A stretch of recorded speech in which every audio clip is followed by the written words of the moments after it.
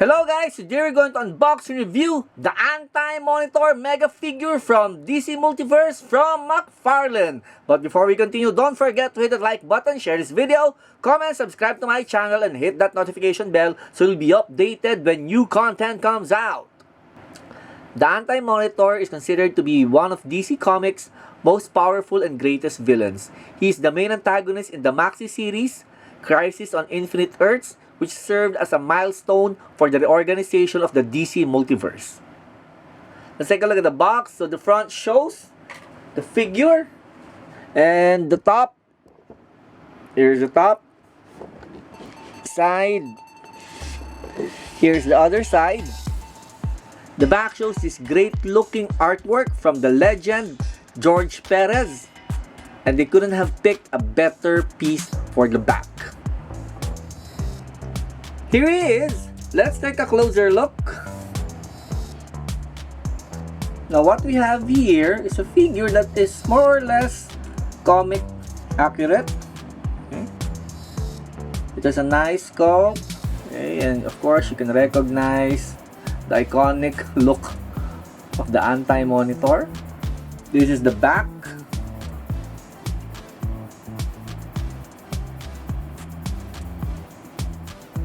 Now let's look at the articulation. Now the head, I'm glad to find out that it's moving. I was expecting that it's going to be just one whole piece. So it can move from left to right. You can rotate the head. And there's a slight upwards and downwards movement for the head. Okay. For the shoulders, okay, here's the articulation. You can rotate it. There's also some bicep rotation. And then you have your elbows. And of course your wrist.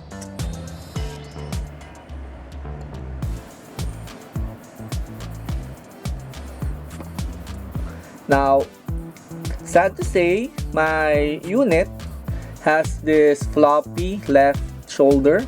As you can see, there's this big gap. I don't know if in the future it might fall off. Anyway, so it also has some bicep movement, elbow, wrist. Too bad the fingers don't move. Torso articulation, waist, leg,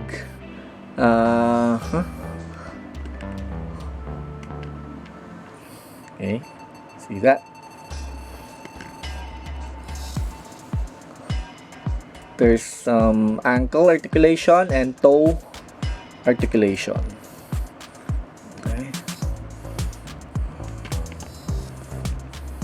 Split. Forward, not so much.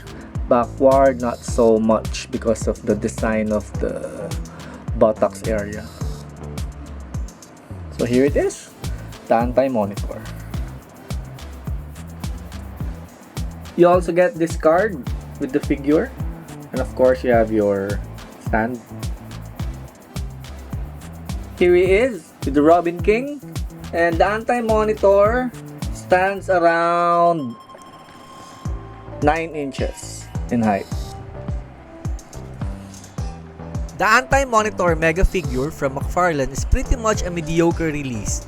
This is the kind of character where Todd should splurge. It is disappointing that it doesn't have any accessories. It's so bare bones that it doesn't get to justify the price tag. The look is comic accurate, but if you look at the material used, it feels and looks cheap. This is sad since this is such an important character when it comes to comic history. The figure needs accessories like power and energy effects or a pair of little shadow demons.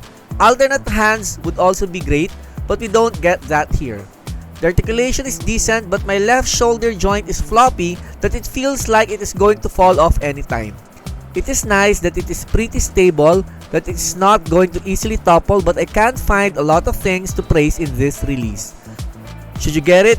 As of this moment, yes, because it is highly collectible since it's an important character, and it also has a very limited supply, but the moment McFarlane releases another version, expect this one to drop down in value sharply. So So that's the Anti-Monitor Mega Figure from McFarlane. This has been Kulas for Tambe Reviews. Thank you for watching. Keep on playing.